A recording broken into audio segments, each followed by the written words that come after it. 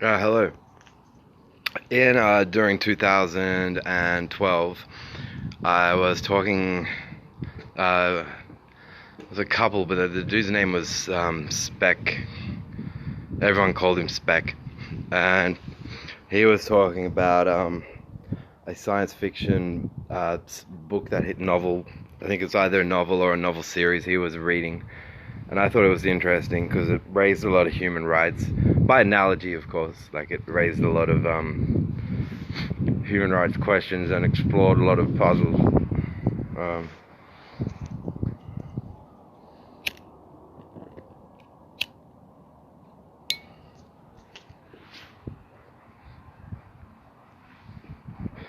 but it was set around the year 2200 or 2100, and like tons of developments had been made with all the quantum sciences. I think they'd ironed out a lot of the currently irreconcilable problems between the standard model in physics, and through it, they'd managed to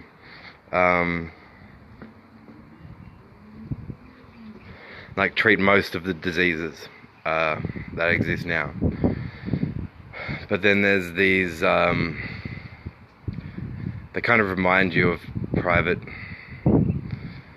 companies who were essentially they were pissed that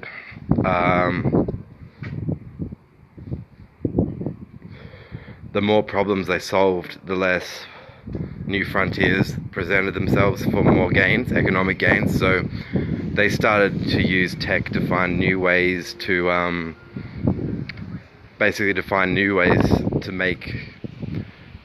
essentially create and make up more and newer illnesses.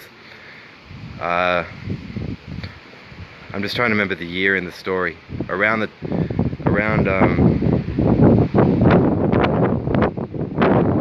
100 or 200 years in the future from now. But there could be bases that would have like Doppler radars, like the ones now that can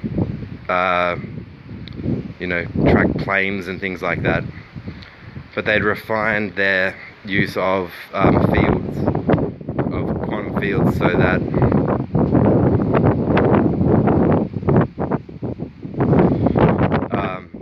they could measure all sorts of Doppler waves in more detail, which the Doppler effect applies to light waves and sound waves. And they were like, oh, does it even apply to brain waves? And yeah, so this person in charge of this company had found a way to render the application of Doppler quantum fields. Radar stands for radio detection and ranging. So yeah, they'd have a ground-based dish that essentially could cover the city, an entire city, and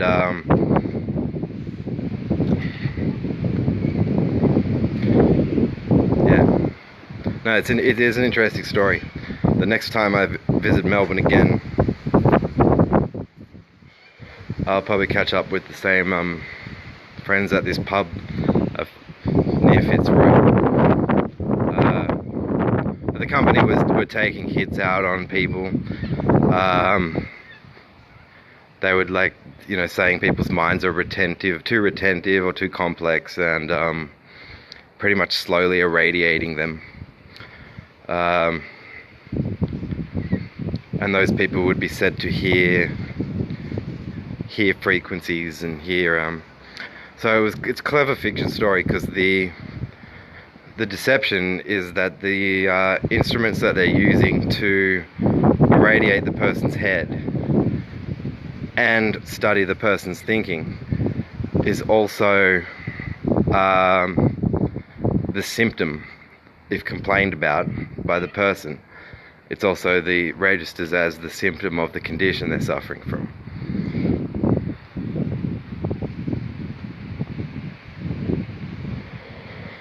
So the company have this sort of it's like a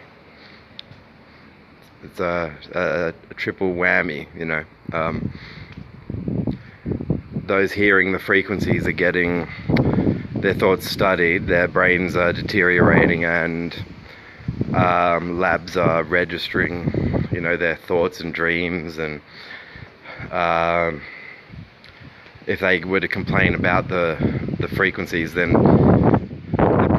these private companies have educated response care facility staff to essentially address the complaint of hearing frequencies as an indication that the person might harm themselves or harm somebody else, or is completely delusional, you know.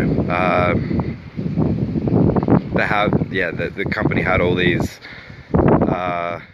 ruses in place so that, you know, for every move that a person made to safeguard the rights of their mind and their freedom of thought,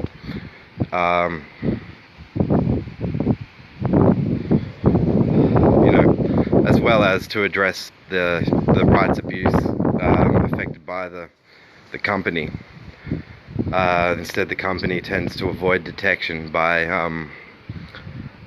essentially misrepresenting the marks, the targets, and going, well, they're insane, they hear frequencies, you know, they need to be sedated. They're often given like drugs to try and knock them out and destroy their concentration and make them stupider.